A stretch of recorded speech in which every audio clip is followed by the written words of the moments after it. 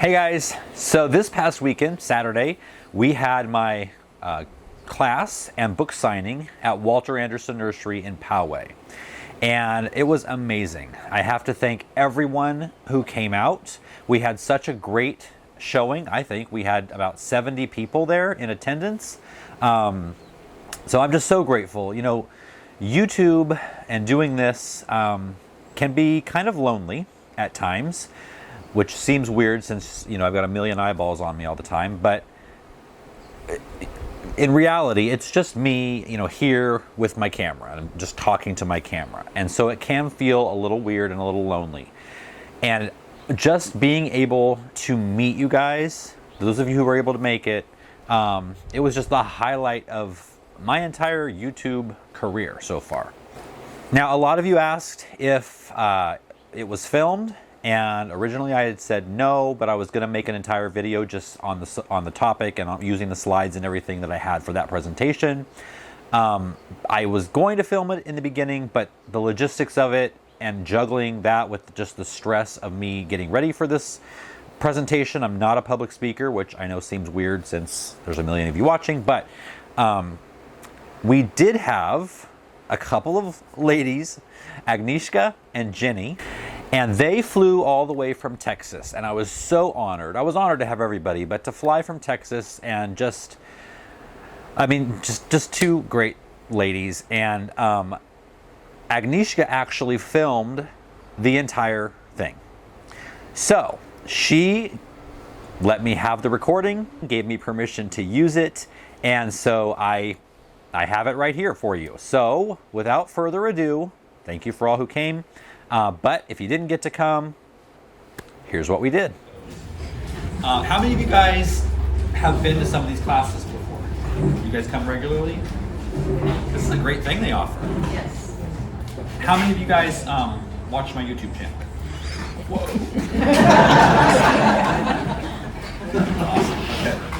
Awesome. Okay. Well, no matter how you got here, I want to let you know a little bit about how I got here. I have been gardening, well, my name is Brian, for those of you who don't know. I've been gardening for 30 years, but I was mentored by my sister's piano teacher who happened to be a master gardener, and I would spend hours in her garden just kind of soaking up anything that she had to dispense to me. And then over the next however many years, you know, I've had many gardens and learned a lot more by trial and error, a lot of error. But a few years ago, I was kind of looking for a way to give back to the gardening community I've gotten so much from. Didn't know quite how I was going to do that. And so I had done a tropical landscape in my backyard. If you've been following me for a while, you've probably seen that. And so I had family and friends from out of town or out of state who were kind of wondering what it looked like. And I thought, well, the easiest way to show them would be just upload a quick video to YouTube, a little tour, which is still on there. And they can just get the link, see the video, and a year later I'd forgotten about it. I looked at it and it had 1,000 views. I'm like, I know 1,000 people. And it clicked that maybe this was a way that I could, you know, teach and hopefully inspire other people. And so I started making gardening videos, and now 5 years later, it's one of the largest gardening channels on YouTube, which I still can't fathom. Again, it's still just me in my backyard with a camera. And then last January, I got an email from Penguin Random House asking me to write a book, and I thought it was a scam, definitely. And then when I figured out it wasn't, I was like, what am I going to write about? And they took care of that. They said it's going to be on companion planting, it's going to be 170 pages, and you have 6 months to get it done. And I was a little concerned, not about the deadline, not about the amount of pages I had to write. I was concerned about the subject matter of companion planting because I had read books, I had seen videos, I had tried things in my own garden, and most of them were just complete failures. They were based on fables that had just kind of been passed down over the years. And so I'm like, how am I going to write 170 pages on that? And so out of that 6 months to write the book, I spent 2 months just researching. And I kind of fell down a rabbit hole of all kinds of information. So I was shocked when I found out that there were actual studies, like scientific studies and organic farms and universities using all these different companion planting methods successfully. And so then I felt, okay, I can write a book that's based on fact, it's based on evidence, and not just fluff. Have you guys tried any of that fluff stuff? Yeah. It's not fun. But it's nice to see because the science does validate a lot of what's been passed down. Unfortunately, it also shows us that there were a lot of things that we were doing that really weren't real. I will tell you that planting basil next to your tomatoes does not make them taste better. It's scientifically impossible, and yet it's all over the place. But there are a lot of other benefits to companion planting. But before we get into those, we need to find out what is companion planting. So companion planting is growing two or more different plants together to achieve mutual benefit, or at least one benefiting from the other. Now this can include growing different plants for shade, for pest and disease management, attracting pollinators and beneficial insects. Humans have been companion planting for centuries, either on accident or on purpose. I think the most famous, historical example of companion planting were the Native American Three Sisters method. And that was basically, they grew their three staple crops, which were squashes, beans, and corn, grain corn. And they grew them together because the beans would grow up the corn stalks, so the corn would give support to the beans. The squash, with their big leaves, would shade the ground, keep the moisture in, keep weeds down. And then the beans, as they do, would fix nitrogen from the air in their roots so that the plants could all take advantage of that. So that's kind of the epitome of companion planting. Each plant provides a useful service to its neighbor. And then in 14th century England, cottage gardens were the thing. And I think nowadays we all think of cottage gardens as like a very fairy tale, idyllic, rose-covered arbors and things. But back then, cottage gardens were necessity. They were survival. And they put, vegetables, herbs, fruits, flowers, everything all crammed into whatever little space they had. And over the centuries, they took note of what plants seemed to do well with other plants, and then passed that down, through the ages. Today, fast forward to modern times, and we now have science, like I said, that explains why some of those ancient methods actually do work, and why some of them don't. So there are 6 principles of companion planting. And I go through all 6 in the book. I don't have time to go over all of them in detail today. I'm going to go over 4.5 of them and then kind of touch on the others. But in its simplest form, companion planting is emulating nature. It's kind of like how things work in the wild before us humans come along and mess it up. So the first principle is avoid monocropping or monoculture. In nature, you don't see fields. You don't see rows of any kind. You don't see large expanses of one type of plant. If you look at a forest, from far away, you see a bunch of pine trees. But if you go in further, the forest floor is covered in ferns, goldenrod, wild berries, all kinds of plants that all serve their purpose in that forest. And so companion planting follows the same principle about developing a really diverse ecosystem. Even if it's in one raised bed or one garden, you can develop an ecosystem that all works together in harmony. So this is what you see most of across the country. Large, huge farms, monocropping, monoculture, and it creates problems for pest management, which is why chemical pesticides are used. It creates problems with soil nutrient issues, which is why synthetic fertilizers are dumped on there every single year. And in a garden setting, this is a couple of shots I took of my garden yesterday, so if you haven't seen a video lately, which I haven't done one in a little bit, but we know. We're back in business after this. So filming last week and this just took everything out of it. There's all kinds of stuff mixed together. So it keeps that diversity. It's called polycropping or polyculture.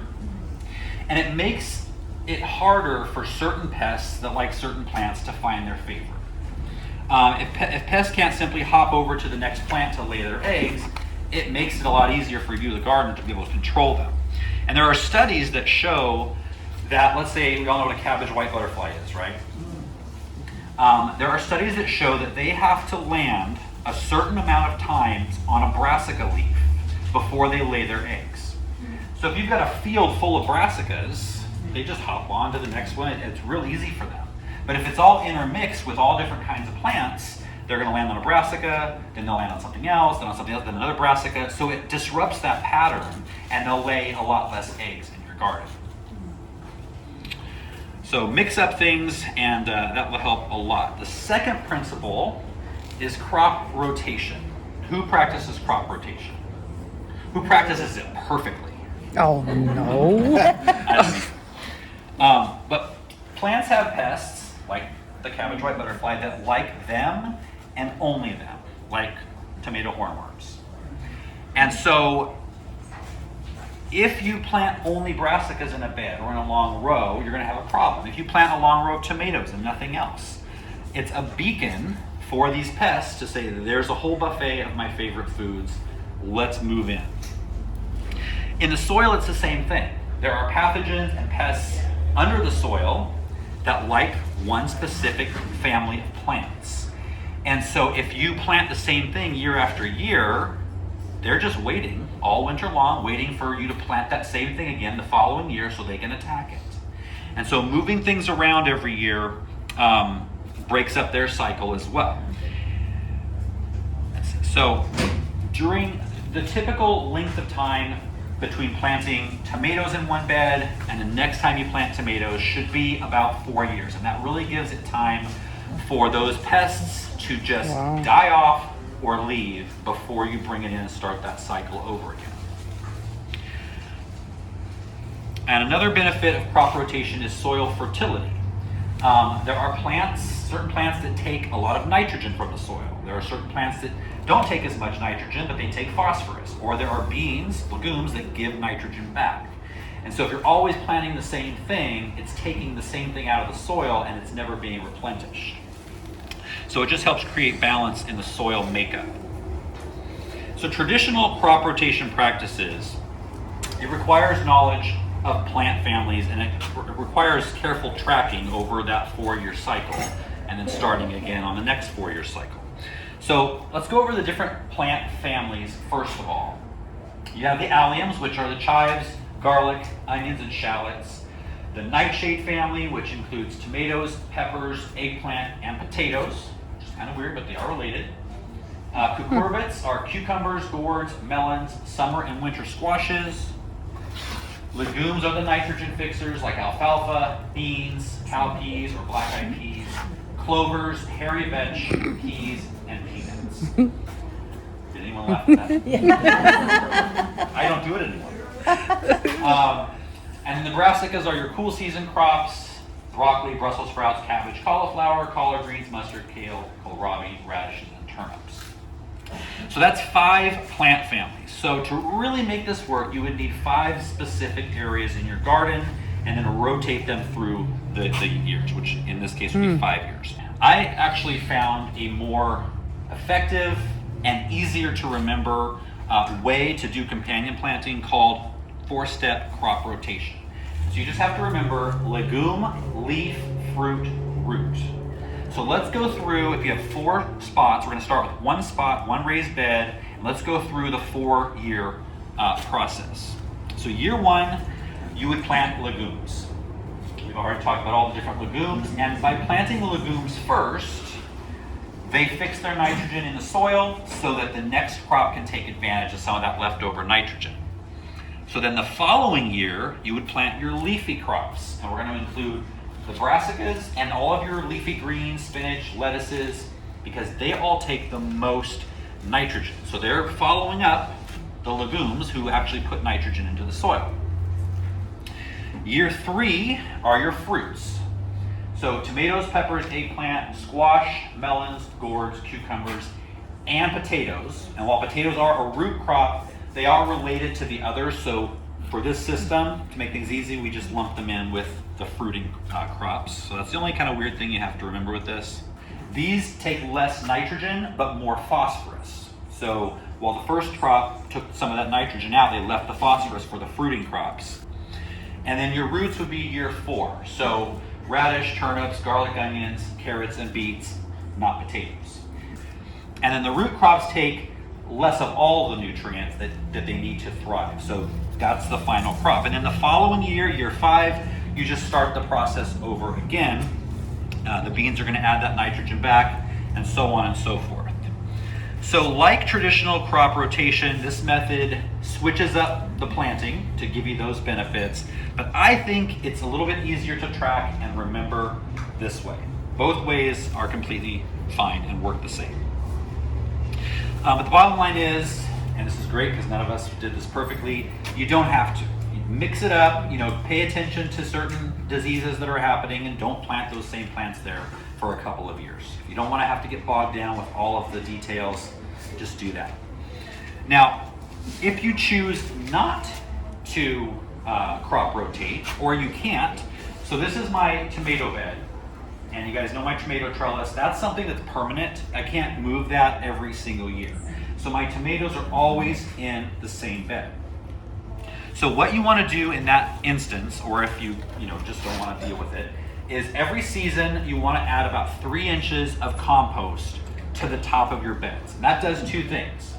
It's going to activate all the good bacteria, the worms in your soil, to bring that compost down into the soil, all the nutrients, so you're replenishing the nutrients for that next season. It's also going to put just a physical 3-inch barrier between the soil, where all the pathogens are waiting for your next crop, and the plant leaves. Because what happens is, a lot of times through splashback, if you're watering, the water splashes from the soil onto the plants, the pathogens ride those splashes, get on those leaves, and take over. So if you've got that barrier there, that's going to help. And it's not companion planting, but I also recommend drip and not watering from above for the same reason. The third principle is interplanting flowers, herbs, and perennials, which is great news for us gardeners because it creates a beautiful space, not just a functional space. It's also great news for our friends, all the beneficial insects and pollinators, because that's going to draw them to your garden and help take care of the bad guys. It's not possible in this setting to go over every single crop and every single companion plant and every pest and beneficial bug. However, what I'm going to do is talk about some that are more broad spectrum, that draw in a lot of insects that are good. And if you just deal with some of those, plant some of those, you're going to have pretty much everything covered. But in the book, I go through all of that. So let's talk about sweet alyssum, and it comes in lots of different colors. They've got 3 colors here at the nursery out there. That is a great low-growing crop. It also self-seeds, so it comes back every single year. My great-grandmother called it a weed, but what I call a weed is anything that's invasive that I can't really easily pull out. An alyssum, if you don't want it, it's real simple to pull out when it's small. It's not like Bermuda grass or something like that. Hoverflies is, Alyssa's going to attract these bugs. Hoverflies and ladybugs, they are really great aphid predators. However, the adults don't do as well as the larvae. Their babies are really what eat all of those aphids. So this is what a ladybug baby looks like, in case you don't know. It looks much different, but I get people all the time saying, "What's this? How can I kill it?" Don't do that. A parasitic wasp handles things in a little bit more interesting way. They don't just eat, they don't eat actually the pests. They lay their eggs inside the pest, and then their babies hatch out inside the pest. This is so an cool. aphid or a tomato worm, and the babies eat that pest from the inside out. Not pretty, but it's effective. The next one is basil. Basil is really great. It's a great companion in the kitchen for tomatoes, but it's also great in the garden. There's lots of different kinds. There's lots of different colors. Experiment with all kinds. Of course, I grow a lot of green basil because I love pesto.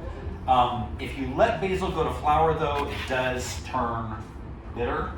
So you want to always pinch those tips off and just bring them in the kitchen and use them.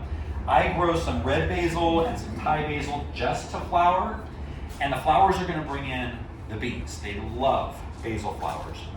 But the scent of basil, which has a really strong odor, is going to confuse the pests that use scent to find their favorite plant. So the hawk moth uses smell to find their tomato plants. And so if you surround your tomatoes with basil, which I've been doing for probably 4 or 5 years, I haven't had one tomato worm in all of that time. So knock on wood, it's working.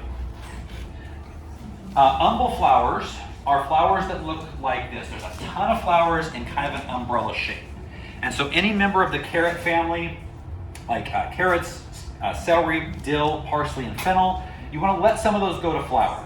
They look like that, they're really pretty, but they're going to bring in hoverflies, parasitic wasps, but also lacewings. Yarrow will do the same thing. I didn't see any out there, there might be. But yarrow's a perennial, and it works in a couple of ways. It actually does bring in these insects with the flowers, but the smell of the plant is really pungent. And so again, it will confuse pests that use smell to find their favorite plant. It's also perennial, did I mention that? So it comes back every year.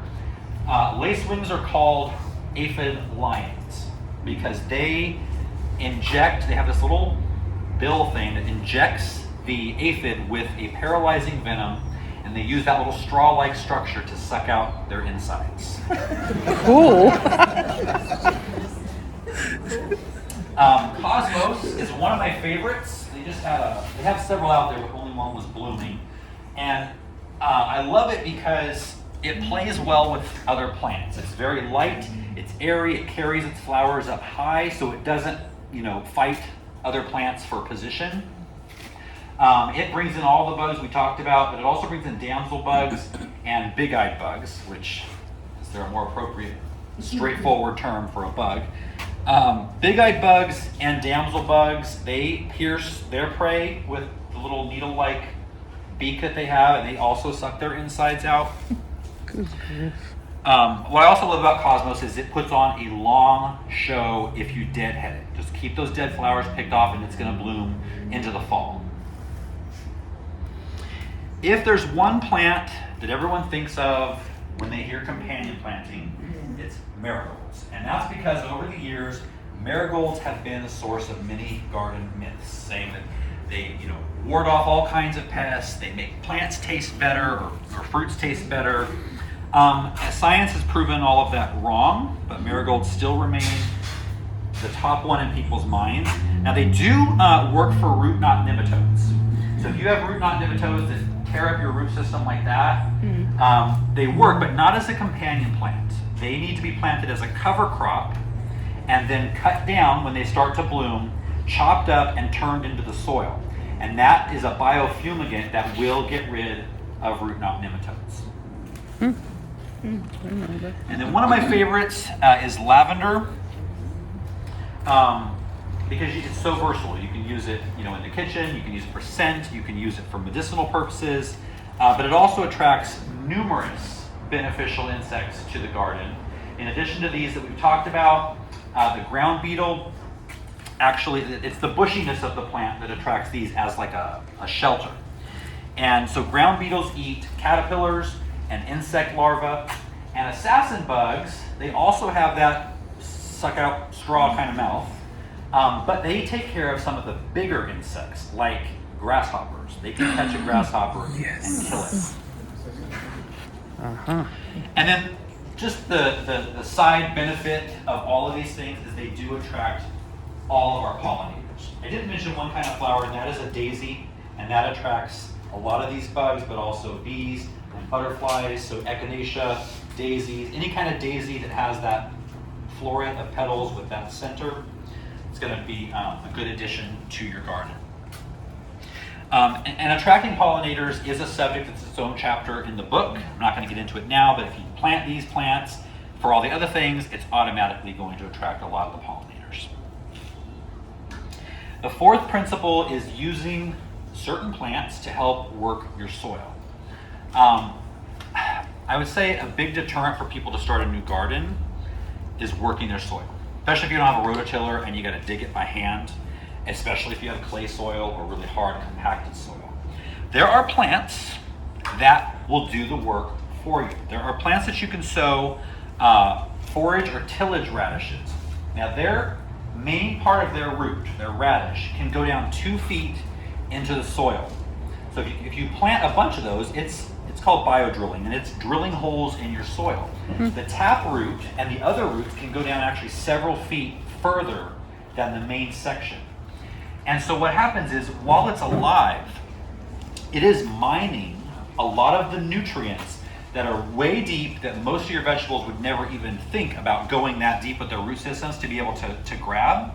So all that phosphorus that moves down through the soil over the years that gets stuck down there, these are going to mine that, bring it up into its root system and into its leaves, and then when you cut it down and let it disintegrate on the soil, it returns the nutrients that were too deep to a more realistic level for vegetables to get to. When it dies, the holes that it leaves deep down in the earth are going to fill up with water, with oxygen, and as they start to decompose, the worms are going to move in and all the beneficial bacteria to help decompose those, and then they're going to find that that's a nice place to live now, we're going to stay.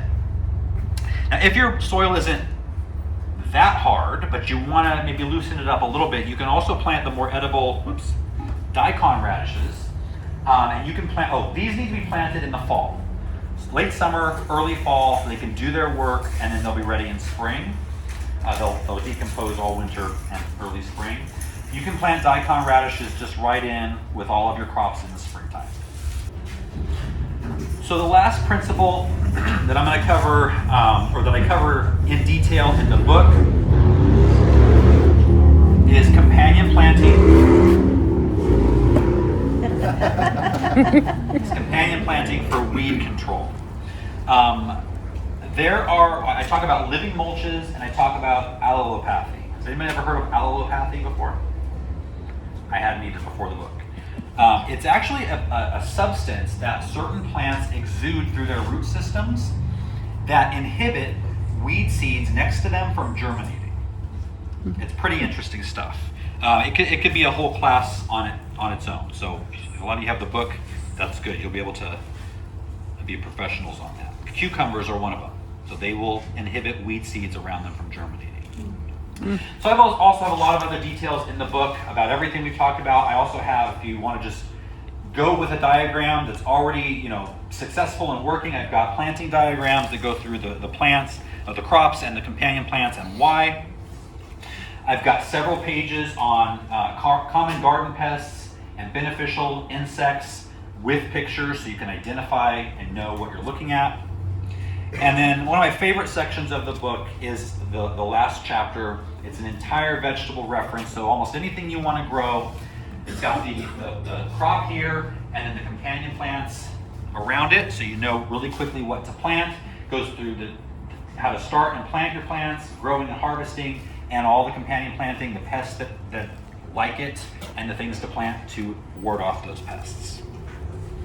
The beginning of the book, I did a whole section on organic gardening, basic organic gardening principles, so starting your plants, growing your plants, just everything you need to know to do it organically, which, in my opinion, companion planting is the most organic way that you can garden. So I see a lot of books out there. I will be signing books if you want yours signed, which I'm assuming that's why you brought them. But the nursery has some here for sale if you would like to buy one if you don't have one. Before we do that, though, I can take a couple minutes for questions. So again, thanks to everyone who attended. Hopefully we'll get to do more of these types of things. Of course, I'll let you know if we ever plan one. But we are back in business. If you're in our Facebook group, you know the last 4 weeks, first of all, being sick forever. And then we had the filming here with the professional film crew for a class, which I will get to you probably next week. I'll be able to finally tell you what it is. And then getting ready for this class and book signing and all the stress that came along with all of that. Videos have been a little slim, I know, and I apologize. But we're back in business. The plan right now is for Next Level Gardening videos to be Friday, Saturday, and Sunday. And then Tuesday will be videos on next level homestead. So that's the plan. I'm going to try to stick to that. I'll see you guys next time.